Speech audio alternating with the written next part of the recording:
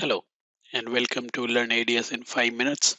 This is tutorial 20, and in this tutorial we will go over a very interesting concept of having parametric subcircuits in ADS schematic design.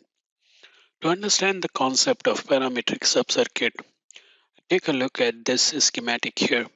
So in this test bench schematic we have a subcircuit, and if we look inside we have a couple of components which have a variable value assigned, and it could be for all components. However, if we want to pass in any value, we need to either declare a variable on a top level bench, or we need to go inside in order to modify these variable values. Now with parametric subcircuit, we can get rid of these two limitations, or I would say extra step to be done while placing the subcircuit. So let me show you how. So let's open a design which is used as one of our subcircuits, and or we can open a view which is having a subcircuit inside. For example, let's talk about schematic with Q. Now in this schematic here, notice we have few components, and we would like to pass or change these component values or Q factor from the top level design. This can be done by a feature in ADS called design parameter.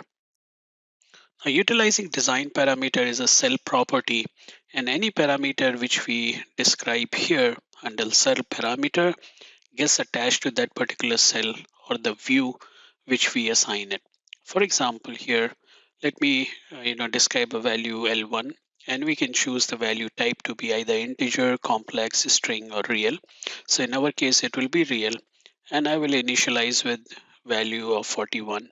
Now this value could be defined in a particular unit, but remember I'm going to use unit in this component, so I will keep it unitless. And I could make this parameter as optimizable from the top level design on unoptimizable. So all these settings can be done by the designer. So we will add L1, and similarly we will add a new variable or a design parameter called C1, and I specify the value of 22. So for this concept, I'm only using two values, but you can go and add as many parameters as you want for the design. Once done, we save the AEL file and click OK. Now these two properties are associated with this value, this schematic view. And now I can go ahead and remove everything and just type in L1 nanohenry. And for this capacitor, I can remove all this and just call it C1 picofarad. Now this L1 and C1 would be linked to this new design parameter which we created.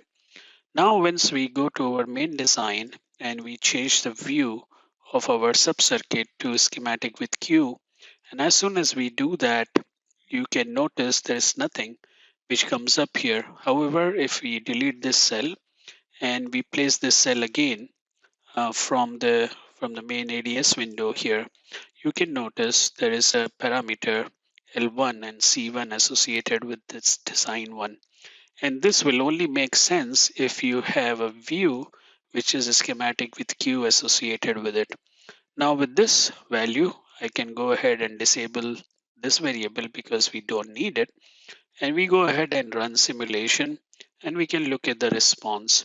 Let me put this window side by side with my schematic, and then let's show that all the common operation like optimization, tuning, everything will work as we anticipate it to work.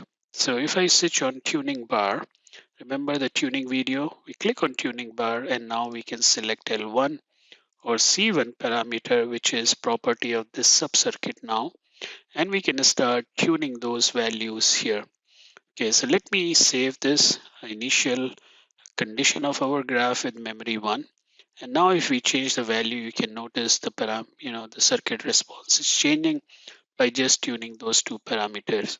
So this is much more convenient than working with variables or any other form of assigning values. So let me close this tuning bar, and I will not update my design. Now this values, instead of passing directly, we can also use the same variable concept, and I can define a new variable called myL, and let's declare a value of 10. And this myl can also be associated with this parameter because now these two are independent to each other.